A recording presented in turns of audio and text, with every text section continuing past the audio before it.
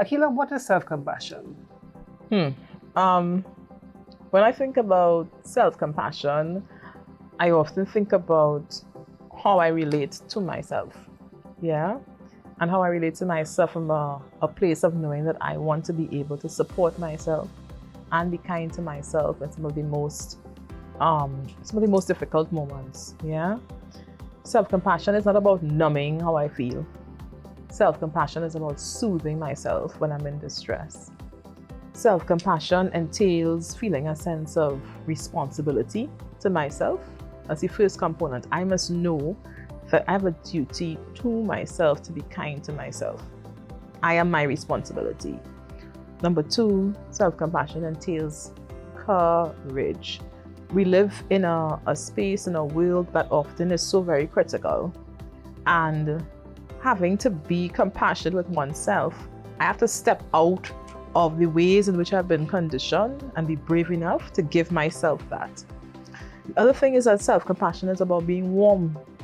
It's about warmth. So we have already bravery, we have, which is courage, we have responsibility, and then the third thing is warmth. How do I help myself to feel safe? When I'm dealing with the most difficult of circumstances, how do I create a sense of safety with myself and within myself? And then finally, self-compassion entails wisdom. I have to know myself, to know my intentions. And when I know myself and I know my intentions, it allows me the space to be able to be kind to myself. Like even in my own personal life, I've seen how when I integrate these 4 factors, I'm able to be compassionate towards myself. And I know you and I have chatted about self-compassion. Many times.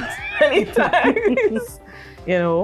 I'm wondering if you'd be willing to share just about what self-compassion entails. As you were speaking there, I recall a time when I used to play tennis, and I remember I lost a match. And I was just beating up myself about that match. Now that I'm older and you speak specifically to responsibility, warmth, courage, and wisdom, I can reflect on that and I would have done some things differently. For example, instead of saying that was a really stupid thing to do, you lost a match, you're not good at this, I'll be like, first of all, I'll be responsible for my feelings. I have to take care of myself through emotional healing for myself. And I'll do this by being warm with myself. So I would watch the language that I'm using for myself. I would check the tone. I might say something like, it's okay, it's a living experience, which actually ties back into wisdom. Knowing that this here was just a practice for me along the journey of being a better player. You're going to lose some matches along the way. Lose this match, it's okay. People make mistakes, it's okay. But the one for courage actually brings me back to advocacy. Because when I started advocacy work, it was very difficult to be open and present in heterosexual spaces. And the courage there for me was to fake it till I make it. So that I will, in spite of feeling that I don't belong in this space, that I'm core in this space, I'm this is who I am. I acknowledge who I am. I know that I'm feeling a little bit self-conscious, but the courage is to hold myself firm in that space and be present and show up. So I guess in many ways, in many situations, we have ways that we could show ourselves some self-compassion. When you talked about holding yourself firm, that landed for me. That for me, holding yourself firm, being with yourself, I think that exemplified self-compassion for me. I'm glad that you were able to do that. And I also acknowledge that for some people, it may be difficult to just even talk themselves into that. For me, sometimes talking myself into compassion is difficult. And even with my clients, I notice they have the same problem. So I've found that they sometimes need to use an image or a gesture. So an image would be, if I could imagine a place or a person who exudes compassion, I'd bring up that image in my mind, which would help me then to use that as a source of compassion to give myself compassion. Or if I have a gesture, the beauty of a gesture, when I touch myself, the body sends a message up to the brain, yes, you could hug yourself. You could, When we look at how the human brain works, we understand that the lower parts of the brain detects that, and the lower part of the brain says, "Ooh, something just happened there," and it sends the message of, "Yes, I'm being tender with myself." You know. Other than the talking, have you ever had to use like an image with yourself or so? Oh yes, a lot of times, you know, you have to come up with like what I would call my own internal safe space, because as you said, sometimes, you know, there's a lot of white noise around. Imagery works really well for me. So I love lakes, still water, and I love trees.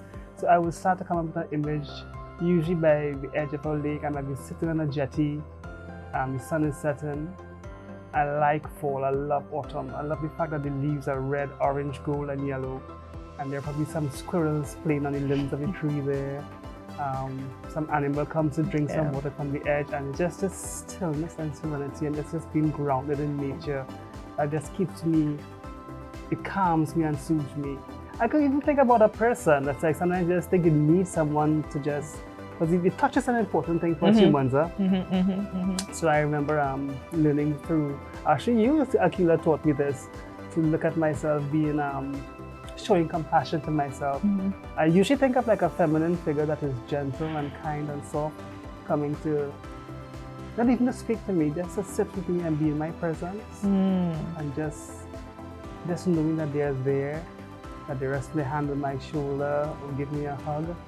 And you feel that warmth, and you feel that security, and you feel that understanding. And oftentimes, you know, it's almost as if I myself, the adult Ray, looking back at the younger Ray, and actually giving Ray that compassion and that self-healing. So yeah, I've been there. So we spent some time today talking about some central components of compassion. We've talked about warmth, which is giving yourself the opportunity to feel safe with yourself. We've talked about wisdom, which is understanding your intentions, who you are, which will help you to justify why you need to give yourself compassion. And remember, responsibility. That's a duty to yourself. That duty to yourself to know that you are your responsibility, and you have to provide this for yourself and for your own well-being. And what can support you to enact that responsibility is courage or strength. That's very important to remember. And we know that even though we may try to remember these pieces, sometimes when we feel very distressed, it may be difficult to vocalize and embody those things. So we may have to use like an image or a gesture to support us. So I want you to think, what are the gestures or images that you can use when you're in your most difficult times to give yourself that sense of compassion? What gestures help you to be warm to yourself, to be wise and to know your intentions, to sense that you have a duty to yourself, and to be courageous with yourself? If you need additional support, feel free to reach out to us at Wholeness Justice.